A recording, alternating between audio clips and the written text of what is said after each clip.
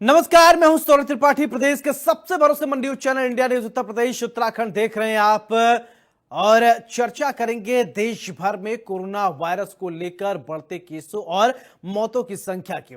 बीते 24 घंटे में 10 लोगों ने जान गंवाई है। नए वेरिएंट से एक दिन में सबसे ज्यादा मौतें हुई हैं और केरल में सबसे ज्यादा 5, दिल्ली में 3 और महाराष्ट्र में 1 मरीज की मौत हुई है। जनवरी से अब तक कोरोना से 97 लोगों की मौत हो चुकी है। देश में 31 राज्यों और केंद्र शासित प्रदेशों में एक्टिव केसों की कुल संख्या 7,383 पहुंच गई है। हालांकि शनिवार को नया मामला दर्ज नहीं हुआ है, जबकि 17 मरीज रिकवर हुए हैं। केरल में सबसे ज्यादा 2007 केस हैं और इसके बाद गुजरात में 1441 और पश्चिम बंगाल में 747 एक्टिव मामले हैं। उत्तर प्रदेश सरकार ने कोविड-19 के बढ़ते मामलों को देखते हुए सावधानी बरतने के निर्देश जारी किए हैं। प्रमुख स्वास्थ्य अधिकारी ने सभी अस्पतालों को जरूरी दवाइयां, पीपीई किट, जांच सुविधाएं, isolation bed, oxygen cylinder, ICU और वेंटिलेटर जैसी सुविधाओं को तैयार रखने को कहा है।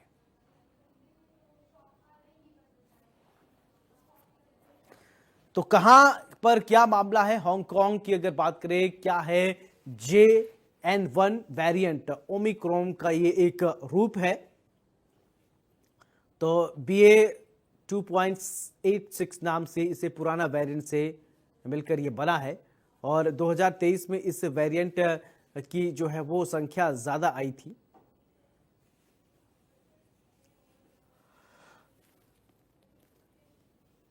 तो संक्रमण का ये दौर और वैक्सीन की इम्यूनिटी भेदने की अगर बात करें तो चीज़ें बड़ी हैं। तो क्या है ये ग्राफिक्स के माध्यम से आप देख रहे हैं।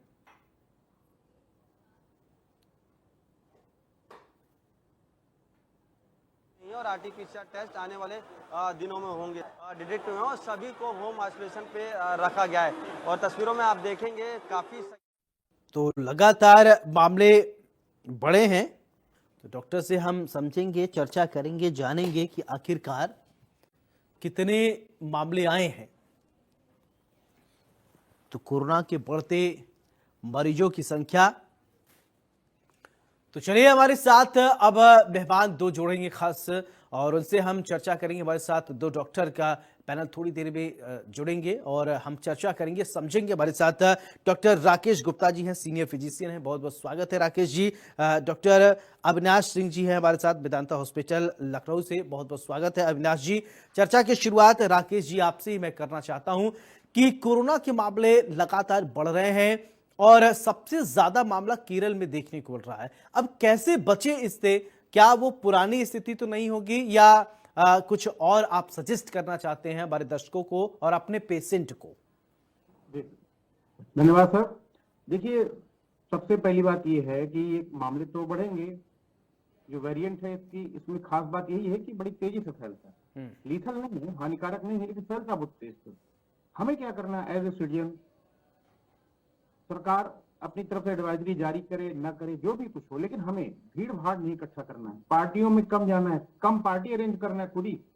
कोई ऐसी अभी इस तरह व्यवस्था नहीं बनानी जहां ज्यादा भीड़ इकट्ठा हो।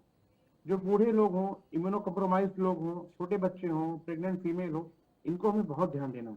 जरा भी आपको अगर खांसी, जुकाम, बुखार, सांस की कुछ ऐसी समस्या लगती है, फ्लू की, तो अपने मन से फिलहाल दवा ना करें, जरूर डॉक्टर से मिलें और उसको हम पहचान के मालूम होगा कि सिंपल फीवर है, वायरल है, क्या है, किसको टेस्ट कराने की जरूरत है। तो ये बहुत जरूरी है। मास्क का प्रयोग लगातार सबको करना है। मार्केट में जाना बंद नहीं कर सकते, लेकिन सोशल डिस्टेंसिंग जो बात की, दूरी से खड़े होकर अपनी बारी का इंतजार करें, मास्क लगाएं, प्रॉपर हाथ को सैनिटाइज करें, जैसे हमने किया था बिल्कुल वही सब अपनाना है। पैनिक बिल्कुल नहीं होना है, क्योंकि इसमें कोई बात नहीं इस वेरिएंट में ज्यादा। जी बिल्कुल। अविनाश जी, एक सवाल मेरा आपसे। देखिए, कोरोना का वायरस बीच बीच में आता है और चला जाता है। जब लोग टेस्ट कराने लगते हैं तो ये लगता है कि कोरोना के वायरस फैले हैं, बीच में टेस्टिंग लोगों ने बंद करा दी, यानी कोरोना गया नहीं है और भले से लोग वायरस की जांच न कराता हो, सिस्टम न हो। क्या ऐसा एक वजह है क्या? देखिए, जो कोरोना वायरस है बेसिकली वो है हमारी इन्वायरमेंट में ही है। अगर आप देखेंगे जो अभी वेरिएंट है जो जिसकी वजह से कोरोना हो रहा है, वो भी ओमिक्रॉन फैमिली का ही वो वायरस है जिसमें म्यूटेशन हुआ है। तो ये वायरस, इसमें खास बात है कि ये म्यूटेशन होता रहता है, जिसकी वजह से ये अपने जो उस डिजीज करने वाली जो इसकी अपनी खुद की क्षमता होती है वो वेरी करना स्टार्ट कर देती है। इस बार का जो वेरिएंट है उसमें अगर आप देखेंगे मोस्टली जो सिम्टम्स हैं फ्लू लाइक सिम्टम्स हैं, साथ में कुछ GI symptoms, diarrhoea, nausea, vomiting, ये थोड़ा कॉमनली हम लोग को देखने को मिल रहा है। जैसे डॉक्टर साहब ने भी बताया कि ये डिजीज तेजी से फैलती तो है बट बहुत ज्यादा नुकसान नहीं पहुंचा रही, बहुत लीदल नहीं है। अगर आप देखेंगे पिछले लास्ट 24 घंटे में हमने 1 या 2 मामले देखे हैं जिनमें पेशेंट को डेथ हुई है, बट वो सारे पेशेंट फ्रेजाइल पेशेंट हैं। तो इसीलिए जो डॉक्टर साहब ने बताया कि हम लोग को जो इम्यूनो कॉम्प्रोमाइज पेशेंट हैं, एल्डरलीज, प्रेग्नेंट फीमेल्स हैं जो, या जिनको बहुत क्रॉनिक लंबे समय से डिजीज चल रही है, उन सबको इस बीमारी से बचाने की कोशिश करनी है। तो कभी भी फ्लू लाइक सिम्टम्स हो रहे हैं फैमिली में 1-2 लोगों को एक साथ हो रहे हैं, तो इसका मतलब उस तरह की प्रॉब्लम हो सकती है। बट इसका मतलब ये नहीं कि आपको तुरंत परेशान होना है। कुछ वार्निंग साइन होते हैं कि जैसे हमारा सेचुरेशन, ऑक्सीजन का लेवल हमारा डाउन होना स्टार्ट हो जाए, ब्रीदिंग प्रॉब्लम होना स्टार्ट हो जाए, साथ साथ में हमारे जो कॉन्शियसनेस है उसमें प्रॉब्लम आना स्टार्ट हो जाए, नोजिया वोमिटिंग इतना ज्यादा हो रहा हो कि पेशेंट नॉर्मल दवाओं से रिस्पॉन्ड ना कर रहा हो। तो इस तरह से जो सिम्टम्स हैं उसको हम आइडेंटिफाई करके जो कॉमन हम लोग के पहले के प्रिकॉशन है उसको हमें फॉलो करना होगा अगर हम अपने आप को बचाना चाहते हैं। 3 सबसे इंपॉर्टेंट चीज थी, मास्क, हैंड हाइजीन और साथ में क्राउडेड प्लेसेस पे ना जाना। ये 3 चीज हमें अपनी तरफ से कोशिश करनी है। अदरवाइज अगर आप देखेंगे तो ये वायरस फिर से म्यूटेट होगा, फिर से नए वेरिएंट के साथ, नए नए सिम्टम्स के साथ हमें परेशान करेगा। बट मास जो हमारा वैक्सीनेशन हुआ है, बहुत सारे लोगों को खुद से कोविड होने की वजह से हमारी जो हार्ड इम्यूनिटी होती है, जो कम्युनिटी में एक तरह का प्रोटेक्शन ऑन हो जाता है, वो हमारी प्रोटेक्शन की वजह से हमें इस तरह के बहुत ही खराब सिम्टम्स नहीं देखने को मिल रहे हैं। बहुत हानिकारक नहीं है वायरस, बट फिर भी हमें पूरी सावधानी बरतनी है, स्पेशली जहां पेशेंट कॉम्प्रोमाइज है, इम्यूनो कॉम्प्रोमाइज। बिल्कुल। राकेश जी, एक सवाल मैं आपसे ये जानना चाहता हूं, क्योंकि ठंडा गर्म का मौसम है, अभी कभी कहीं बारिश हो जाती है तो वहां मौसम ठंडा हो जाता है, तो फिर इसके बाद कुछ लोग एसी में रहते हैं, फिर बाहर आते हैं, ठंडा गर्म की वजह से सर्दी जुकाम होती है। लेकिन कोरोना हो गया है, ये कैसे उसके सिम्टम और नॉर्मल सर्दी जुकाम बुखार के क्या अंतर है क्या दोनों में, या कुछ मिलते जुलते ही सिम्टम्स हैं? देखिए, अभी डॉक्टर साहब ने बहुत अच्छे से बताया, तो बताने के लिए कुछ बचा ही नहीं, उसी में आंसर था। एक्चुअली क्या है, सिम्टम तो फ्लू लाइक ही होते हैं, लेकिन थोड़ा सा में ध्यान देने वाली बात है कि एक तो ऑक्सीजन सेचुरेशन की मशीन आजकल सभी ऑक्सीमीटर तो हर लोग के घर में है। अगर उसमें लगे कि हमारा ऑक्सीजन सेचुरेशन लगातार कम हो रहा है, कम होता जा रहा है, जीआई सिम्टम आए, गैस्ट्रो इंटेस्टाइनल सिम्टम है, उल्टी हो रही है, मछली आ रही है, हाजमा ठीक नहीं है, पेट से संबंधित कोई डायरिया हो रहा है, तो कोई समस्या इस तरह पेट से संबंधित है, या कॉन्शियसनेस अल्टरनेस हो रही, मतलब उसको थोड़ा सा कहाँ हूँ, कैसे हूँ, कुछ चीजों का पता नहीं लग रहा है, मतलब वो कुछ अजीबो बात कर रहा है, बड़बड़ा रहा है, तो आप बिल्कुल सावधान हो जाएं, ये सिम्टम कोरोना के हो सकते हैं। बाकी सारे सिम्टम जो हम फ्लू में हमेशा देखते हैं, शरीर में दर्द होना, बुखार होना, थकान होना, कमजोरी होना, सुस्ती छाना, तो ये फ्लू के सिम्टम तो हो ही सकते हैं, लेकिन थोड़ा हमें जागरूक क्यों होना है, ऑक्सीजन कंसंट्रेशन कम हो रहा है अगर देखना है, फिर तुरंत सावधान हो जाए, फिर आपको तुरंत हॉस्पिटल जाना है, अपने मन से कुछ भी नहीं करना है।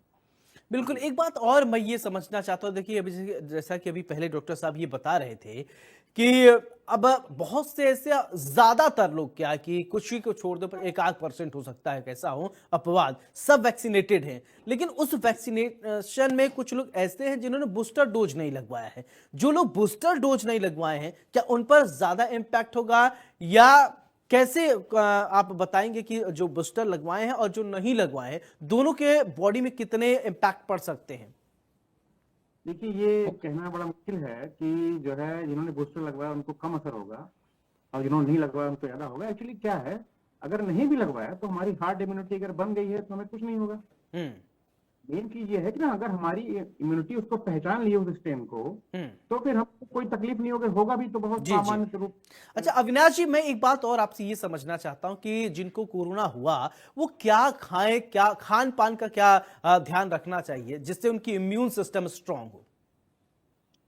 देखिए, ये बहुत ही अच्छा आपका क्वेश्चन है और इसका आंसर बहुत सिंपल है।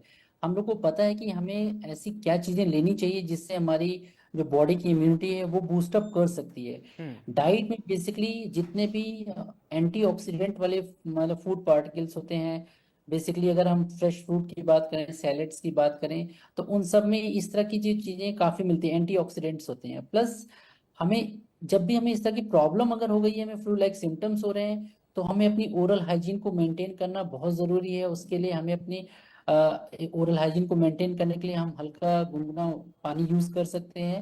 ओरल हाइजीन को मेंटेन करने के साथ साथ में ऐसा फूड हमें लेना है जो डाइजेस्टेबल हो, बहुत इजीली हमें उन्हें बहुत मतलब ऐसा फूड नहीं लेना है जिसको डाइजेस्ट करने में बहुत प्रॉब्लम हो। तो ये दो चीजें हमें ध्यान रखनी है कि फ्रेश लीफी वेजिटेबल्स हम ये ले सकते हैं, साथ साथ में हल्का जो फूड जो पार्टिकल्स हैं वो ऐसा लें जिसको हम डाइजेस्ट करने में कोई तकलीफ ना हो। प्लेंटी ऑफ वाटर इंटेक के लिए हम लोग बोलते हैं कि ढेर सारा आपको वाटर का इंटेक करना चाहिए।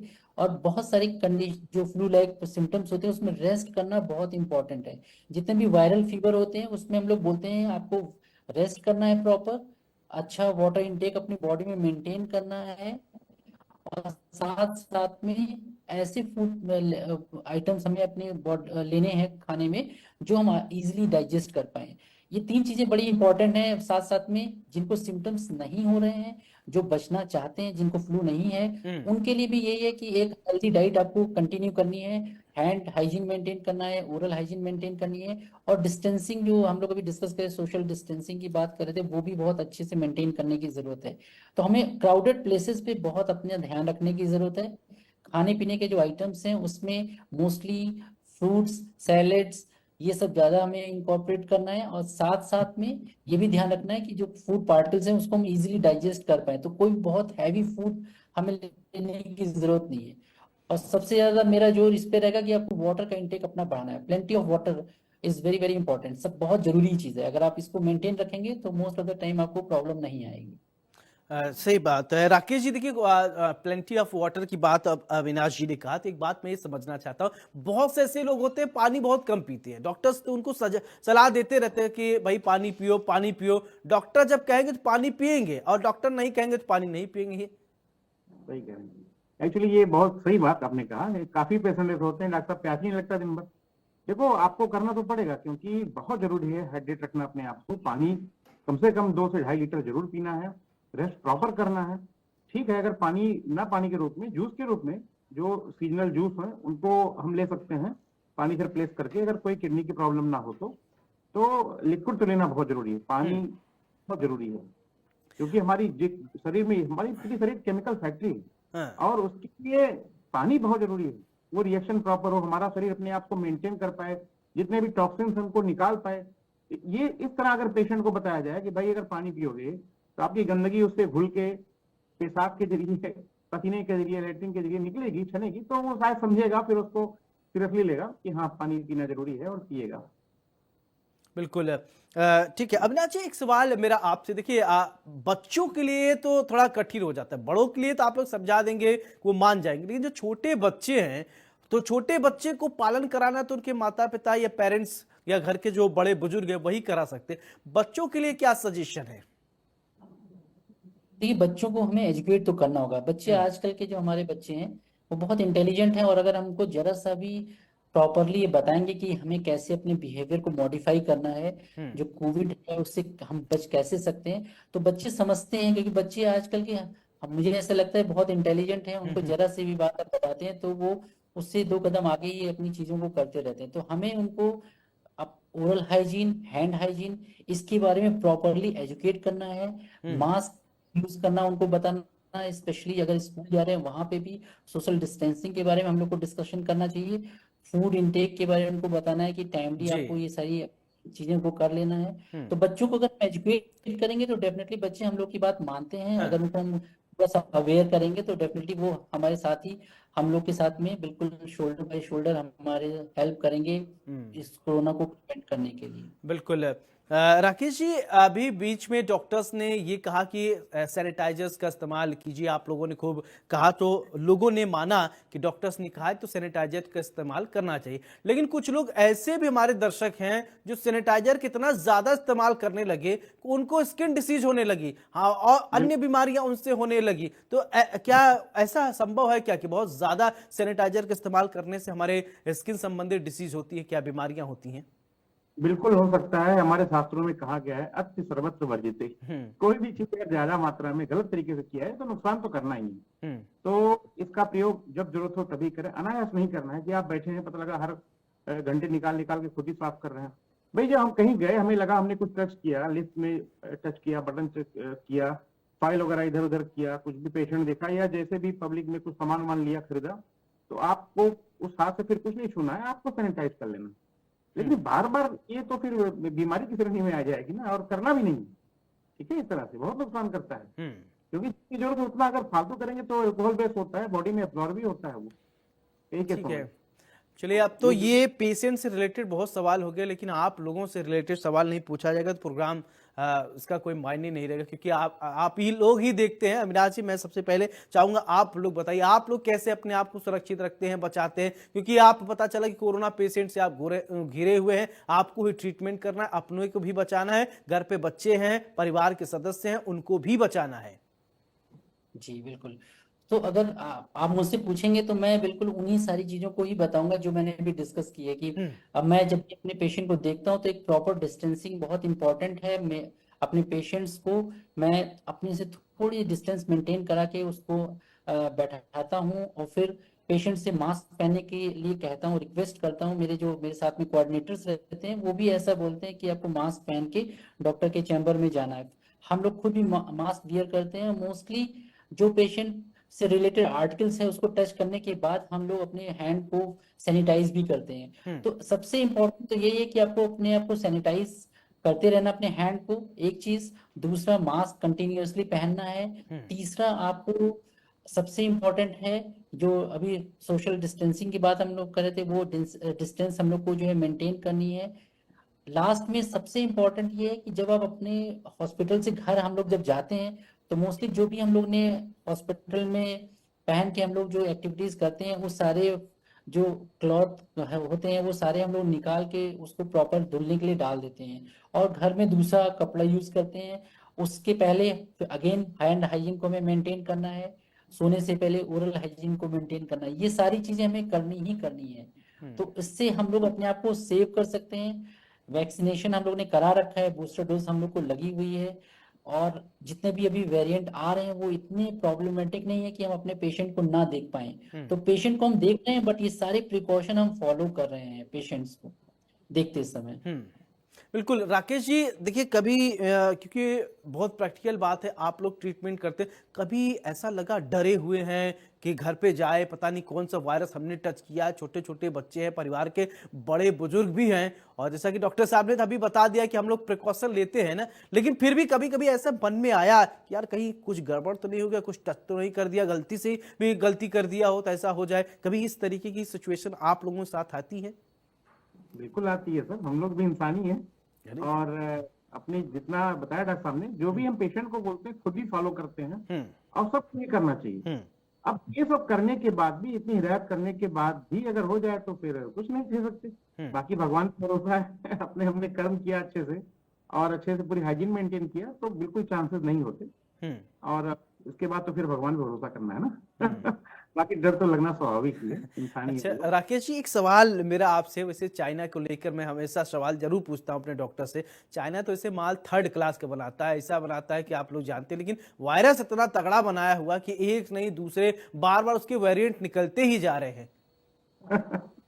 सही कहा, चाइना के बारे में कहा है ना, चला तो चांद तक नहीं तो शाम तक। तो है ये वायरस का इस तरह से होता ही है, इसका रूटीन ये म्यूटेट करता रहता है अपने आप को, हर माहौल में ये ढाल लेता है। बिल्कुल, अगले साल कुछ और वेरिएंट आएगा, अगले साल कुछ और आएगा, ये आता ही रहेगा, कोई हमारे बीच से जाना नहीं, इसको हमेशा रहेगा। जी जी अविनाश जी, तब क्या ये मान के चलाया जाए कि अब जीवन कोरोना के साथ ही गुजारना है, ये जाएगा नहीं, ट्रीटमेंट संभव होगा, आप लोग इलाज करेंगे, लेकिन जीना इसी के साथ है? जी बिल्कुल, बिकॉज अगर आप मुझसे पूछेंगे लास्ट 3-4 साल में जो वायरस के वेरिएंट आए हैं वो इतने लीदल नहीं है जितने अगर हम 22-23 की बात करें उस समय जो हमारे वायरस सोसाइटी में थे उस समय, और हमारी बॉडी भी उस तरह से प्रिपेयर नहीं थी। तो अगर आपकी जो बात है उसको हम लोग सही तरीके से समझें तो हमें इसी के साथ रहना तो पड़ेगा, हमें डरने की जरूरत नहीं है, हमें बस प्रिकॉशंस अपने प्रॉपर लेने हैं। हमें जब सिम्टम्स आए तो हमें जो इनिशियल स्टेज वाले जो प्रिकॉशन है वो डेफिनेटली लेने ही लेने हैं। हैंड हाइजीन, अपने घर में लोगों की सुरक्षा करना, मास्क पहनना, ओरल हाइजीन मेंटेन करना, हाइड्रेशन को अच्छे से मेंटेन करना, ये सब चीजें हमें करनी है और डरने की जरूरत नहीं है। बिकॉज ज्यादातर जितने भी वेरिएंट हम लोग लास्ट 3-4 उसमें ईयर्स में जो हम लोगों ने देखे हैं, अभी लास्ट 2 ईयर्स में जो वेरिएंट्स आए हैं वो बहुत लीदल नहीं है। अगर उसको हम सही से मैनेज करें तो हम इसके साथ अपनी इसको नॉर्मल फ्लू की तरह ही ट्रीट कर सकते हैं। हमें बहुत हॉस्पिटलाइज होने की जरूरत नहीं पड़ती है। जी जी 24 घंटे में 1-2 मामले हम लोग को देखने को मिले हैं जो डेथ हुई है, उसमें ज्यादातर पेशेंट इम्यूनो कॉम्प्रोमाइज थे। तो ये मतलब बताता है कि आप इसके साथ रह सकते हो, इसको आराम से कंकर करके आप अपने नॉर्मल बिल्कुल लाइफ को कंटिन्यू कर सकते हैं। बिल्कुल राकेश जी, अविनाश जी से ये सवाल इसलिए मैंने पूछा क्योंकि बहुत सारे ऐसी बीमारियां हैं जो आई वो गई नहीं, चाहे वो प्लेग हो, हैजा हो, चेचक हो, चिकनगुनिया हो, जो भी बीमारियां आई वो गई नहीं। डॉक्टर्स के पास उसका इलाज हो जाता है कि साहब ठीक है हम इलाज कर देंगे, और ये होती रही हैं और होती रहेंगी। हेलो। हाँ राकेश जी, मेरा ये सवाल ये था कि जैसे कि बहुत सारी ऐसी बीमारियां थी जो जड़ से पूरी तरीके से खत्म नहीं हुई। जैसा कि एग्जांपल आप देख लीजिए, चेचक है, हैजा है, और प्लेग की एक बार महामारी किस तरीके से फैली हुई थी, फिर इसके बाद कई डायरिया है आपका, फिर बहुत सारी ऐसी बीमारियां आप लोग ट्रीटमेंट करते होंगे। उसी तरीके से कोरोना भी रहेगा कि ठीक है इसका इलाज चलता रहेगा अनवरत, इसी तरीके से जैसे अन्य बीमारियों को चल रहा है क्या एक्चुअली ना वो कि हम वायरस को खत्म थोड़ी कर सकते हैं, हम प्रिवेंट कर सकते हैं, खत्म कभी नहीं कर सकते। हमारे साथ हमेशा मानव सभ्यता के साथ रहेगा, लेकिन हमें रिसर्च करके, जैसे इतनी जानकारी पहली बार इतना समस्या हुआ, मेडिसिन नहीं थी, कुछ आइडिया नहीं था क्या क्या कर रहा है कहाँ। अब तो पूरी हमें धीरे धीरे हर दिन लगातार अपडेट होते रहे ना कि ये कर सकता है, ये कर सकता है, ये कर सकता है, ये साइन आएंगे तो उसका पूरा तैयारी हमारे पास है, हमारे पास मेडिसिन है, हथियार पूरे हैं। तो अपने मन से डर नहीं लगता ना भाई, हमारे पास हथियार आ गए जब, तो हमें क्यों डर लगेगा। लेकिन वो तो आएगा ही, वो तो रहेगा ही, वो कभी नष्ट नहीं। चलिए डॉक्टर, बिल्कुल अविनाश जी बहुत बहुत शुक्रिया आपका, राकेश जी आपका भी बहुत बहुत शुक्रिया, आपने बहुमूल्य वक्त हमारे लिए निकाला। तो कोरोना से किस तरीके से बचना है, क्या खान पान आपको रखना है, किन बातों का ध्यान रखना है, तमाम बातें आपने हमारे डॉक्टर्स से समझा, और इन बातों का आप विशेष तौर पर ध्यान रखिए और सुरक्षित रहिए। नमस्कार।